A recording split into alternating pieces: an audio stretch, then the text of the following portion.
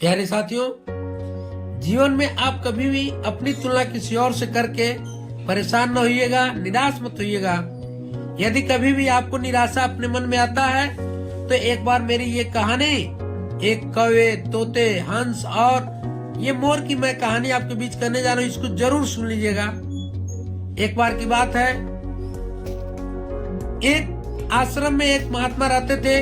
किसी काम से महात्मा एक दिन अपने आश्रम से बाहर निकले जा रहे थे। कहीं रास्ते में मई जून का महीना था, बहुत धूप हुआ था। पेड़ की छांव दे करके वो महात्मा जी उस पेड़ के नीचे कुछ समय के लिए बैठ गए। कुछ समय बैठने के बाद से ऊपर से पानी की कुछ बूंदें टपकी और महात्मा जी के ऊपर जाके गिर गई। महात्मा जी जैसे ही सर उठा करके ऊपर देखते हैं, एक कौवा एक डाली के ऊपर बैठ करके रो रहा होता है। महात्मा बुलाते हैं कौवे को और कहते हैं कि आखिर क्यों रो रहे हो?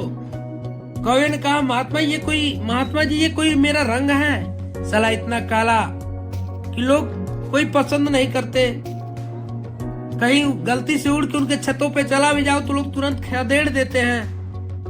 महात्मा ने कहा, इसीलिए रो रहे हो? कौवे ने कहा कि जी। फिर महात्मा ने कहा, तुम्हारे हिसाब से सबसे ज्यादा खुश कौन रहता है? कौवे ने कहा, हंस। फिर महात्मा ने कहा, मैं तुम्हें हंस बनाता हूँ, लेकिन एक बार तुम जाओ और हंस से मिल के आओ। कौवा दौड़ा हुआ जाता है, हंस के पास जाता है। हंस से कहता है कि हंस भाई, क्या तू खुश रहता होगा? क्या बढ़िया रंग पाया है तू कितना खुश रहता होगा? हंस ने कहा, कौन कहा कि मैं खुश रहता हूँ? कौवे ने कहा, क्या तुम भी खुश नहीं रहते हो? हंस ने कहा कि नहीं।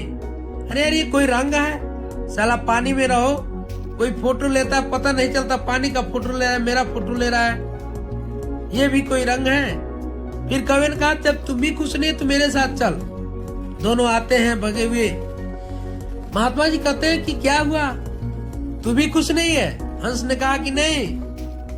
फिर हंस से महात्मा जी ने कहा कि तुम्हारे हिसाब से क्या तुम्हें बना दूं, कौन सबसे ज्यादा खुश?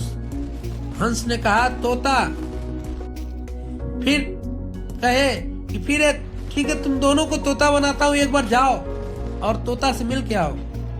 दोनों जाते हैं। कुछ दूर जाने के बाद से पेड़ के चक्कर लगाते हैं। 4 चक्कर लगाने के बाद से वह तोता दिखाई देता है। वह तोता से कहते हैं कि तोता भाई तू क्या खुश रहता होगा?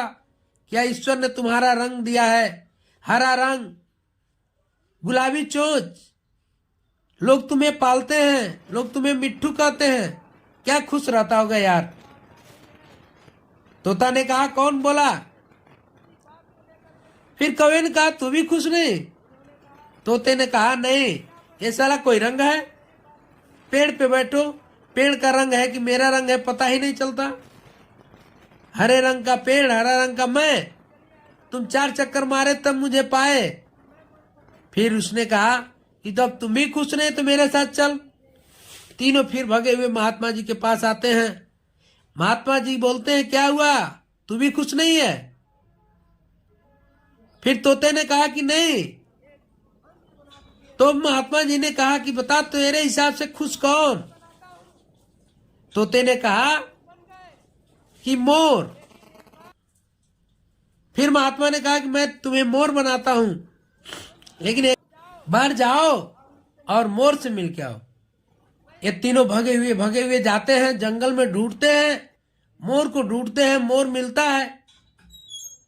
ये कहते हैं मोर से, मोर भाई तू क्या खुश रहता होगा?